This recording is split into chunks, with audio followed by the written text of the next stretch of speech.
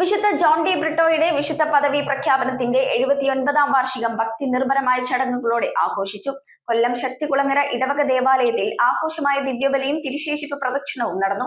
ഭാരതത്തിൽ വെച്ച് രക്തസാക്ഷിത്വം വരിച്ച ചുരുക്കം വിശുദ്ധരിൽ ഒരാളാണ് ജോൺ ഡി ബ്രിട്ടോ. കൊല്ലം ശക്തികുളങ്ങര ഇടവക ദേവാലയത്തിൽ വിശുദ്ധ ജോൺ ഡി ബ്രിട്ടോയുടെ വിശുദ്ധ പദവി പ്രഖ്യാപനത്തിന്റെ 79ാം വാർഷികം ആഘോഷിച്ചു. ഇതോടനുബന്ധിച്ച് ആഘോഷമായ ദിവ്യബലിയും തിരുശേഷിപ്പ് പ്രദക്ഷിണവും നടന്നു. പ്രേക്ഷിത വഴിയിൽ ഭാരതത്തിൽ വെച്ച് രക്തസാക്ഷിത്വം വരിച്ച ചുരുക്കം വിശുദ്ധരിൽ ഒരാളാണ് John de Britto. Don Salvador de ബ്രിട്ടോയുടെയും ഡോണ ബിയാട്രിക് പെരേരയുടെയും മകനായി പോർച്ചുഗലിലെ ലിസ്ബണിൽ ജനിച്ച ജോൺ ഡി ബ്രിട്ടോ ഗോവയിലൂടെ കേരളത്തിലെ വിവിധ പ്രദേശങ്ങളിൽ മിഷൻ പ്രവർത്തനങ്ങൾ നടത്തി. തുടർന്ന് തമിഴ്നാട്ടിലെ മധുര മിഷനിൽ സേവനം അനുഷ്ഠിച്ച അദ്ദേഹം ക്രൈസ്തവ വിശ്വാസ പ്രചാരണത്തിനിടെ കടുത്ത പീഡനങ്ങൾ നേരിട്ടു. 1693 ഫെബ്രുവരി 4-ന് ഒരിയൂരിൽ വെച്ച് രക്തസാക്ഷിത്വം വരിക്കുകയും പിന്നീട് വിശുദ്ധനായി പ്രഖ്യാപിക്കപ്പെടുകയും ചെയ്തു. ഇന്ത്യയിലെ സുവിശേഷവൽക്കരണത്തിൽ പ്രാദേശിക സംസ്കാരത്തിന്റെ ഘടകങ്ങൾ സ്വീകരിച്ച ആദ്യകാല ജെസ്യൂട്ട് മിഷണറിമാരിൽ ഒരാളായിരുന്നു അദ്ദേഹം. വിശുദ്ധ ജോൺ ഡി ബ്രിട്ടോയുടെ സുവിശേഷ പ്രവർത്തനങ്ങളുടെ ഓർമ്മ പുതുക്കുന്ന ഈ ദിനത്തിൽ പ്രത്യേക ദിവ്യബലികൾ, പ്രദർശനങ്ങൾ, ഭക്തിനിർഭരമായ പ്രാർത്ഥനകൾ എന്നിവ നടന്നു. News desk metro 7. Royal Kochi 15 വർഷമായി പള്ളൂരുത്തിയിൽ പ്രവർത്തനം ആരംഭിച്ചിട്ട് എല്ലാ സർവീസുകൾക്കും 30 ഡേയ്സ് സർവീസ് വാറന്റി. സർവീസ് അടുത്തിരുന്ന് കാണാം. പഴയ ഫോൺ എക്സ്ചേഞ്ച് ചെയ്ത് തവണ വ്യവസ്ഥയിൽ പുതിയ മൊബൈൽ ഫോൺ സ്വന്തമാക്കാം. ഡോർ ഡെലിവറി സംവിധാനമുണ്ട്.